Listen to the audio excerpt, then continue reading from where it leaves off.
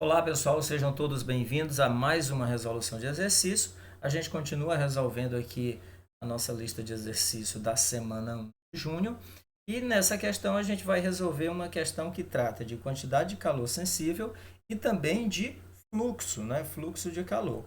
Então vamos aí à nossa questão, nossa questãozinha. Bem, a nossa questãozinha diz o seguinte, pessoal. Para banhar uma criança, uma mãe aquece 1 kg de água, inicialmente a 20 graus Celsius até 50 graus Celsius. Sabendo que o calor específico da água é C igual a 1 caloria por grau Celsius e que a chama fornece 250 calorias por segundo, determine o tempo necessário para essa massa de água atingir a temperatura de 50 graus Celsius. Admita que toda energia liberada pela chama foi absorvida pela água. Então, eu tenho aqui uma pessoa que vai aquecer uma determinada massa de água. Que massa de água é essa, pessoal? 1 kg de água. Ela vai aquecer de uma temperatura que estava inicialmente a 20 graus Celsius até atingir uma temperatura de 50 graus Celsius. Aí ele me disse que o calor específico, né? O que é esse calor específico? É a quantidade de energia que aquela substância precisa trocar para variar em 1 grau Celsius cada grama da sua substância. E que, né, eu vou ter lá uma chama que vai fornecer uma energia a uma taxa de 250 calorias por segundo. Então vamos aqui aos dados, né? Bem, nos dados ele me dá lá a massa, que foi o primeiro destaque, tá bom? 1 kg. E aqui é onde eu encontrei alguns erros quando eu estava corrigindo a atividade. Alguns alunos esqueceram de transformar essa massa para grama. Daqui a pouco a gente fala. A temperatura inicial, pessoal, 20 graus Celsius. A temperatura final, 50 graus Celsius. Daqui a gente já tira o nosso delta-teta, que é aquela variação de, energia, de temperatura. O calor específico é 1 caloria por grau Celsius.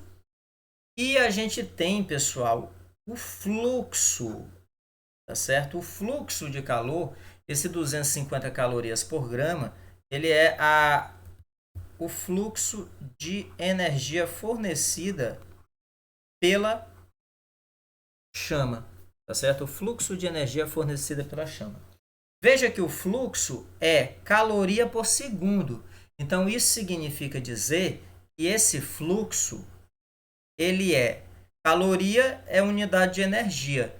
Então, eu vou colocar aqui que dividido pela unidade de tempo, segundos.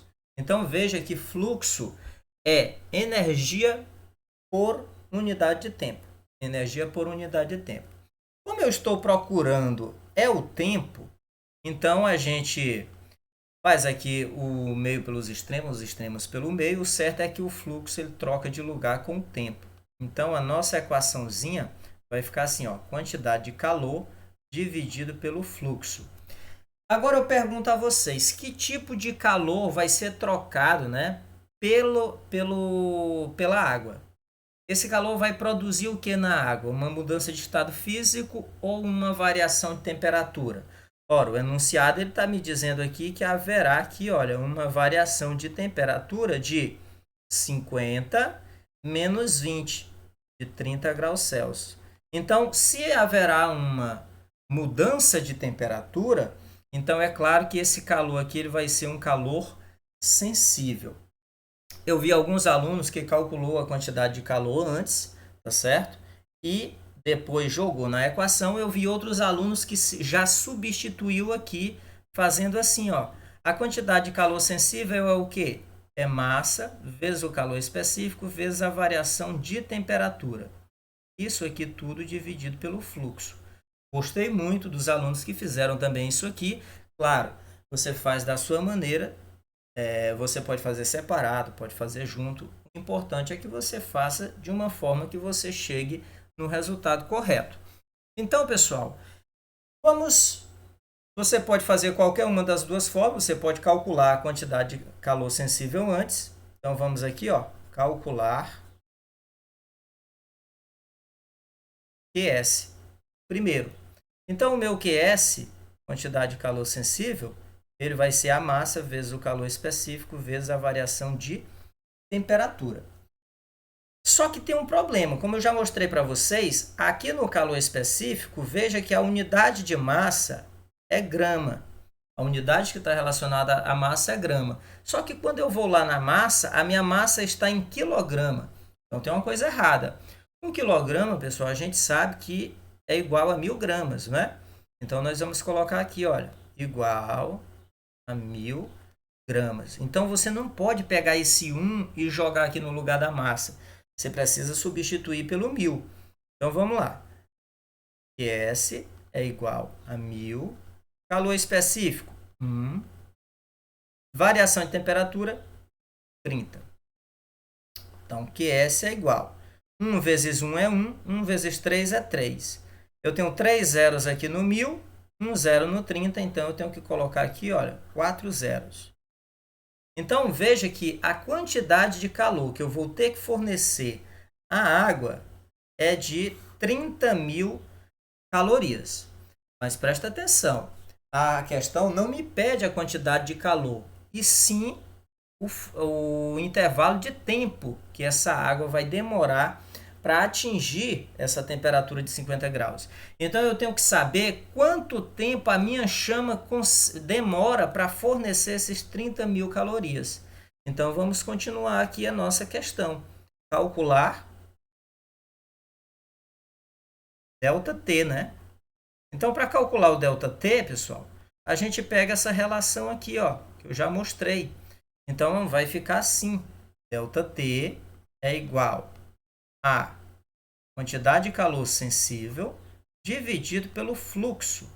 Isso aqui vai me dar 30.000, que foi a quantidade de calor que vai ser absorvida pela água e, claro, fornecida pela chama, dividido pelo fluxo. Quanto é o fluxo? 250. Então, eu vou ter aqui e o meu intervalo de tempo ele vai ser, você vai cortar aqui, olha, 1 zero com 1 zero. Esse 30 por 25 vai dar 1. 1 vezes 25 é 25, para 30 sobra 5. Então, vai sobrar um 5 aqui, olha. Com esse zero vai dar 50.